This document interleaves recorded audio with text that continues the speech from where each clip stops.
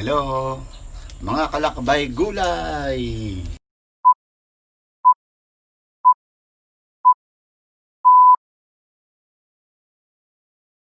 Magandang araw. So, welcome po ulit dito sa Lakbay Gulays Vlog.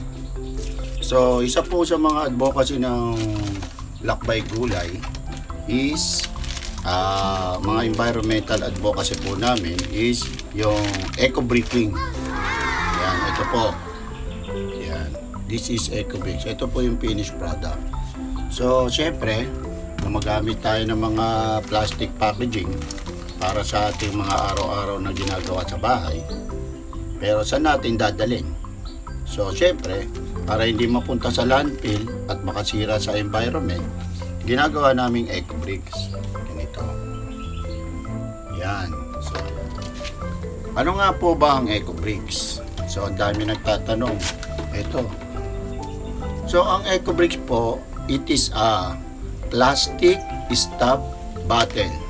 Ang combination po niya, yung laman ng loob, is soft and hard plastic. Yan po. Ano po ba yung hard plastic? This is the hard plastic and this is the soft plastic. Yan po. Hard plastic, soft plastic. So, ito yung mga 3-in-1, mga sachet. Ito naman yung mga malulambot. Kaya nga soft, malambot. So, ayan po ang ilalagay natin sa ecobricks. So, paano po ginagawa ang ecobricks? So, pag gumawa po kayo ng ecobricks, isa-separate nyo po yung soft and hard. So, sa household namin, sa aming araw-araw na ginagamit ng mga plastic packaging, gumawa po ako ng container na ganito para doon ko ilalagay yung hard plastic. This is hard plastic, and this is soft plastic. Yan. Ito po. So, nilagyan ko ng label, soft and hard. Yan. So, ayan po yung ingredients natin ng ecobricks. And then, paano po ba natin ginagawa ang ecobricks? Yung proper way of doing ecobricks. So, magsisimula po tayo sa ilalim ng ecobricks. So, depende po sa inyo kung anong gusto nyong size. Kasi po, ako ay maraming 1.5 liter na plastic bottle. So, magsimula po tayo sa ilalim kung anong gusto nyong bote, pero dapat po one size, one brand. At ang mga plastic po ay dapat clean and dry. Ito naman po ay hindi ko na nilaban, malinis naman siya. Pagkagamit, ilagay ko dito. Yan, dapat to clean and dry, yung regular ecobricks. Dapat clean and dry, at yung bote nyo rin po dapat clean and dry. Alternate po siya, soft and hard plastic. Ngayon, tatanungin nyo, pwede po bang soft plastic lang? Actually, pwede. Pero tatanungin ko kayo, anong gagawin mo sa hard plastic? So, diba? Ngayon, tanungin mo naman, pwede po bang panay hard plastic lang? Pwede. Pero ano naman gagawin mo sa soft plastic? So, might as well use the soft and hard plastic dito para walang tapon sa environment. Okay? So, ayan. So, mag-start tayo by stopping soft plastic. Ito po, nasimulan ko na. Mag-start ako, yan, soft plastic. Soft, hard, and then, kita lang natin. So, mag-start tayo, soft. This is soft plastic. Mag-start tayo. And then, stop it. Ang pag-stop po ng plastic sa bottle is sa gilid, hindi po sa gitna. Yan. Yan, kung makikita nyo. Yan. Sabi nga nila, tender loving care. So, huwag po tayo magmamadali. Patience, my friend. So, yan. And then, hard plastic. Lagay po natin yung hard plastic.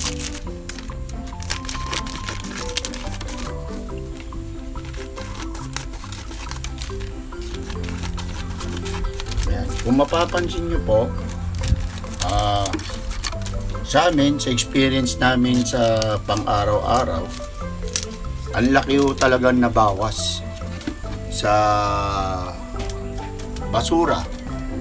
Isipin nyo ho, pag hindi ko ini-ecobricks ng mga plastic na to, mapupunta to sa landfill. So yung pag napunta sa landfill, siyempre hazardous yun, hindi healthy sa environment at sa mga tao. So talagang nakakalungkot pag tinatapon lang natin yan whimsically, carelessly sa environment. Ang Ecobricks po ay isa sa solusyon sa plastic pollution. Hindi po namin sinasabi na siya lang ang natatanging solusyon, pero one of the solution sa plastic pollution. So yun po, kung gagawin nyo, malaking bagay ang may tutulong natin sa environment. Pero tatandaan po natin na ang pag-ecobricks is not an excuse to use and consume more plastics. Dapat po ilagay natin yon sa ating isip. Ang pag-ecobricks po is, ang goal ay ma-stop ang paggamit ng plastic. Hindi po excuse ang pag-ecobricks sa pagkonsumo ng plastic, kasi nga gagawin nating alabay na okay lang yan kasi ecobricks naman hindi po dapat gano'n ang ating pag-iisip. Dapat po stop natin gradually ang paggamit ng plastic, gumamit tayo ng mga biodegradable na products na para hindi na tayo nag-ecobricks. Okay?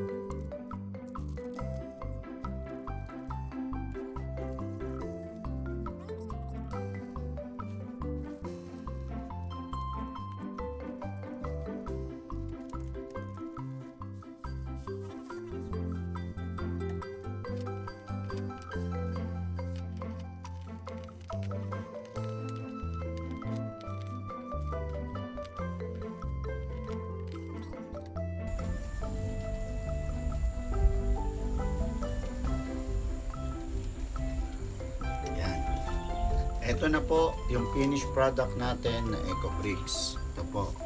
Ayan. So, pag natapos po kayo, titimbangin nyo po ito. So, dapat po may required weight ang finished product na Ecobricks. So, this one is 1.5. Dapat siya is 600 grams pataas. So, yun po yung required weight niya.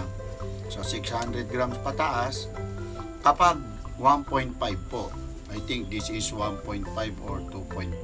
Basta 600 grams. And then, dapat po wala siyang crackling sound. Ganyan po katigas. Makikita nyo po, tigas niyan. So, wala po siyang crackling sound. Kasi po, yun yung tama talagang Ecobricks, yung quality. Okay? Ito po yung isang sample ng finished product na ginawa namin. Ito po, ang tawag po dito is stool. Ayan. Lalagyan nyo po yan ng silicone sealant. Siguro sa future, ipapakita ko sa inyo paano paggawa ng stool at mga furniture gawa sa Ecobricks. Ayan. Ayan po. So ang ginamit ko pong pangkabit dyan is silicone sealant. Ito po, yan yung kulay puti. Tapos bumili lang ako ng foam sa mga ukay-ukay. Tinakip ko dyan. So yan. Okay, galing. Diba? So nakatulong na tayo sa environment. Nagkaroon pa tayo ng additional gamit sa bahay. So this is a functional, useful ecobricks made from plastic waste. Okay? So reminders lang po, tandaan po natin, ang ecobricks is only non-biodegradable plastics. Hindi po pwedeng mga biodegradable ang ilagay. May natutunan na naman po kayo sa aming Lakbay Gulays vlog. So meron po akong isang Facebook page, yung you can visit the Ecobricks Cavite, para kung gusto nyo po pong malaman kung ano pa yung ibang paraan ng ecobricks, at nagbibigay ho kami ng mga workshops sa mga community at sa mga eskwelahan. Okay? So you can also visit other sites ng Ecobricks, yung ecobricks.org. And please, maraming salamat po. Please like, share, and follow us in our Facebook page, Lakbay Gulays Vlog. Let's be eco-friendly! Bye-bye!